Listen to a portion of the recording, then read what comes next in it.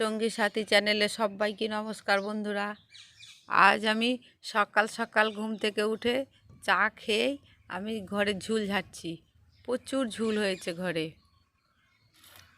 তার জন্যে ঝুল ঝাড়ছি।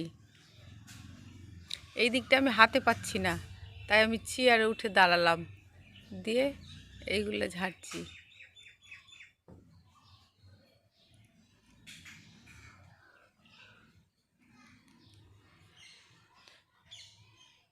এত ঝুল পড়েছে, সময়ের অভাবে আমি রোজ করতে পারি না। 7 দিন পর একদিন করি, 7 দিন পর পর একদিন ঝুলগুলা ঝাড়ি।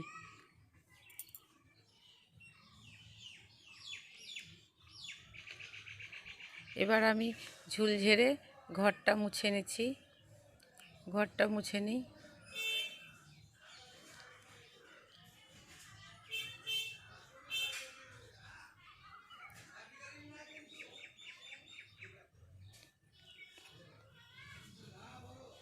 এত পায়ে ব্যথা, কি বলবো, খাটের তলে ঢুকতে পারছি না।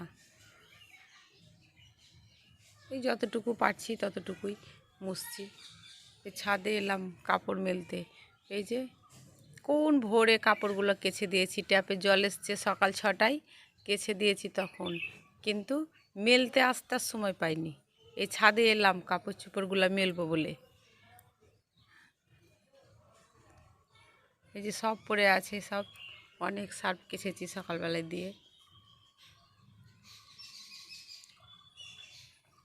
আর এই যে প্রতিদিনের মতোই বাসন ধুয়ে রেখেছি। কিছু বাসন নিয়ে গেছি নিচে, আর কিছু বাসন আছেই ছাদে। এবার কাপড় চোপড় মেলে এইগুলোকে নিয়ে যাব।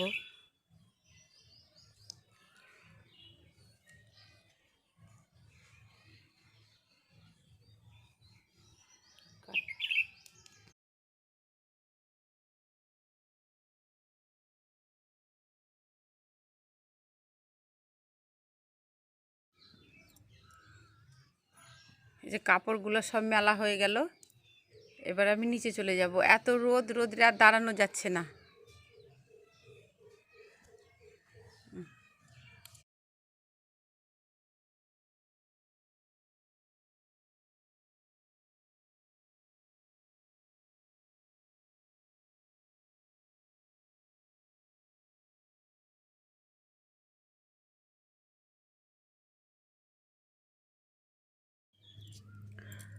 আজ জল খাবারে ছোলার ঘুগনি বানালাম। আজ কর্তা আছে বাড়িতে, তা বললো জল খাবারে কী খাবো, তাই একটু ছোলার ঘুগনি বানালাম।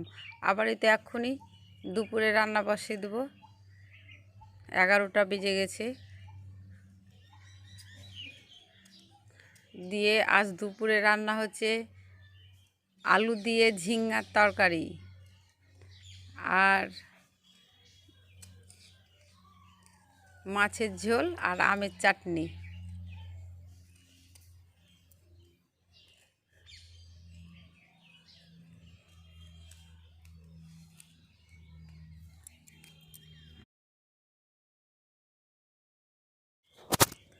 দুপুরে রান্না বসিয়ে দিয়েছি, একদিকে ভাত বসিয়েছি, আর এই যে একদিকে ঝিঙা দিয়ে আলুর তরকারি আর মাছের ঝোল আর আমের চাটনি আজ দুপুরে রান্না।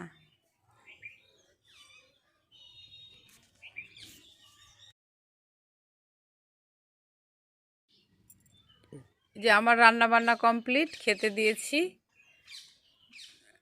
তো এই যে মাছের ঝোল বলেছিল আমাকে পাতলা ঝোল করতে, কিন্তু দেখো একদম ঘন ঝোল হয়ে গেছে। পাতলা ঝোল করতে বলেছিল, ঘন ঝোল করে রেখে দিয়েছি।